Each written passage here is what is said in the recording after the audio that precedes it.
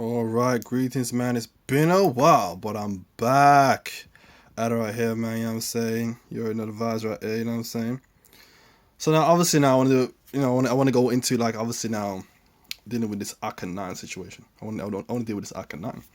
I was gonna obviously do the video a couple of weeks ago, but obviously, you know what I'm saying? Things come up, things come up and stuff like that. So now, so now I was obviously meditating on the whole Akhenaten situation. Obviously, we know the whole story with Akhenaten and how he changed the system of course, obviously the religious system from the many deity system to the single deity system dealing with Aten and the worship of Aten, right? And we know that obviously that they didn't like Akhenaten. But see, my whole thing is now obviously because we know it wasn't just the people that didn't like Akhenaten. It was obviously the priests and it was the pharaohs that didn't like Akhenaten as well. And obviously, when you deal with the Pharaoh Seti the first now and Abydos, you got the kings that's in Abydos now, and he basically tried to wipe Akhenaten out of the history books. Basically, tried to wipe him off the history books, and obviously dealing with the kings list and Seti the first Abydos now. They tried to they excluded his name off that kings list, but also it was also King Tut as well, but they also excluded his name off that kings list. So now the reason why it's so important is because obviously we understand that obviously now the deities and the gods and stuff, on one level they're deities and gods, but on another level they represent an even deeper level dealing with the principles and dealing with the science and things of that nature. So now I come to understand that the pharaohs and the priests themselves, right, they didn't actually worship the gods from a religious perspective. That's not what they did. That was the people, right? The people worship the gods from a religious perspective. So I'm thinking to myself, and I started thinking to myself, so how is it that the pharaohs and the priests hated Akhenaten for changing a religious system that they themselves weren't even following in the first place? So I thought, what's really taking place here? You know what I'm saying? So how could they have hated Akhenaten when they themselves weren't even following that religious system in the first place? You feel what I'm saying? So that means for them hating Akhenaten, it had to be a deeper reason.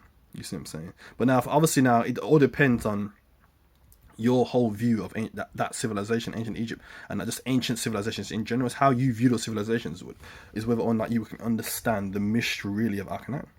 And it's pretty simple. When you understand what he was actually doing, obviously the worship of Aten, right? It's the sun, right? The sun disk. But so obviously now it's a sun disk. So what it essentially represents now, what he was actually worshiping now, because it wasn't just heat. If he wanted to worship heat, he would just worship fire, right? But obviously now it's a sun disk. So what he's really worshiping, or what he's really venerating, is actually solar energy.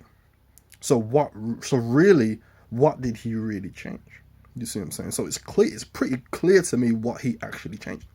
And again, I spoke about it obviously in a video dealing with cyberbiology on my main channel. If you haven't seen it already, cyberbiology. I spoke about how the city of Sais, right, and how what the city of Sais actually represented. And I said, well, what does that mean for an ancient Egyptian city? And this is basically what all this represents and what we're dealing with right here. And this all ties into everything that's going on right now and all these different things. It all ties in. And what it ties in, what we come to understand here is this. Everything you see before you, right, when you go to these different cities and all the different cities, we already had all this already, right? But even not just on this level, but even on an even greater level. And this is what we must understand, on an even greater level, right? We had this on an even greater level, right? This is what we must understand. So now, when I come to understand this now, so what really took place, and what I've come to understand is that what's happening is we're taking our history, or the way we view the ancient world and our ancient history, we're getting it from the hand of another man. You see what I'm saying? We're getting it from the hand of another man. And one of the key aspects of this, dealing with the pyramids now. So now the only reason they say, right, the pyramids belongs to the old kingdom and was built during the old kingdom is because they got the step pyramid at Saqqara, and they can date that obviously based on what they found in the chambers underneath, right? So they form a history around that. So they say if the step pyramid is old kingdom, they say, okay, then the progression, and then they start with the step pyramid, and then they progress to the three large pyramids that you see right now. You see. But obviously what I come to understand is, The new kingdom, if the Egyptians built the pyramids and the pyramids were built by the Egyptians, it would have to have been in the new kingdom. The new kingdom was their most advanced, super technologically advanced civilization in the new kingdom. That was their highest point. 18th dynasty, 19th dynasty, 20th dynasty, that was their highest point, from my own understanding. You see what I'm saying? That was their highest point. So if it was built if the pyramids were built by the Egyptians, it had to have been the new kingdom. And this is what I meant when I said in the last video. It messes up the whole timeline. The whole timeline gets messed up. You see what I'm saying? This is what takes place. You know, but this is what I'm going to come to understand. So again, the point of what I'm saying is that we're getting our history and our whole perception of the ancient selves and our ancient, you know, antiquity and our ancestors from the hand of another man. You see what I'm saying? That's a problem.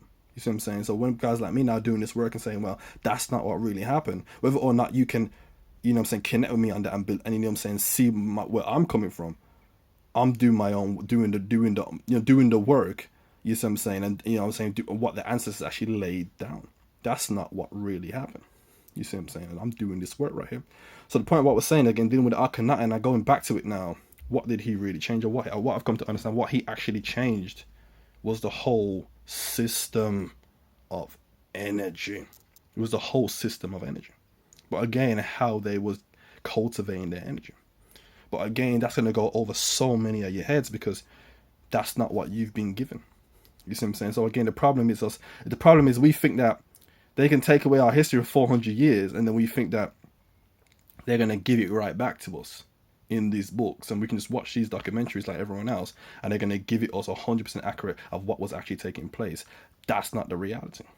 You see what I'm saying? So we have to read between the lines and look deeper than what's really been laid out before. So again, just a quick video right here. So again, it may go over some people's heads, but that's really what we got to understand.